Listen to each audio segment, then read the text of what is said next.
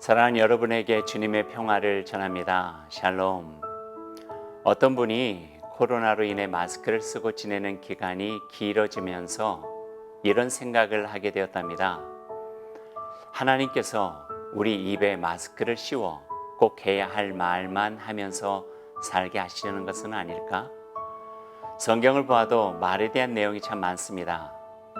구약 잠언은 말할 것도 없고 에베소서나 야고보서는 신앙인의 언어 생활이 어떠해야 하는지에 대해서 잘 설명해 주고 있죠. 여러분, 이런 이야기 들어보셨나요? 우리가 말이라고 하는 것이 원래 마알이었답니다. 물론 마알, 마음의 알맹이의 첫자를 딴 언어의 유의죠. 그런데 일리가 있는 것 같습니다. 사람의 말이 마음에서 나오니 마알, 마음의 알맹이가 되는 것이겠죠. 마음속에 품고 있는 그것이 그 사람의 말로 나오게 되니까요.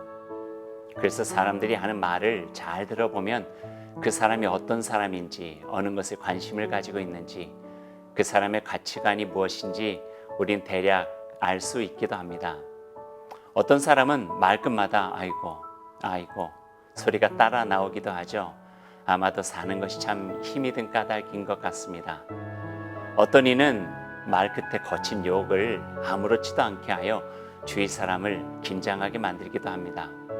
또 어떤 이는 원망과 부정적인 말을 습관처럼 하는 사람도 있고요. 자신을 내세우기 위해 안달이 나서 잘난 체 하는 말이나 또 남을 생각하지 않은 채 무리한 말이나 남을 업신여기고 무시하는 말을 정말 예사롭지 않게 하는 사람들도 참 많이 있음을 보게 됩니다.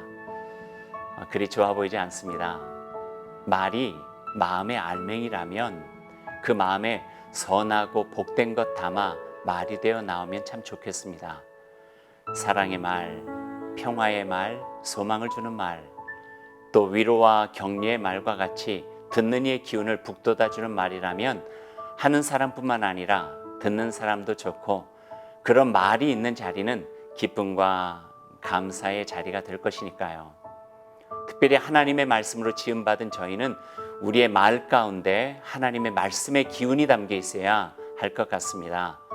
상처남 아픈 마음에, 홀로 외로운 마음에, 지치고 상한 마음에, 자신만이 제일이라 여기는 교만한 마음에, 살아온 인생이 빈집살이처럼 처량한 마음에, 그리고 예수님이 안 계셔 텅 빈 영혼의 마음에 예수님이 우리에게 주신 마알, 선하고 적절한 마음의 알맹이를 심어줄 수 있다면 우리가 살아가는 세상은 조금 더 맑고 밝고 아름다운 하나님의 나라로 세워질 수 있을 것이다 하는 생각을 해보았습니다.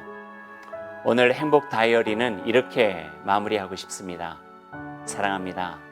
주님의 사랑 가운데 힘을 내셔서 하늘 행복 가득 누리며 살아가시기를 빕니다.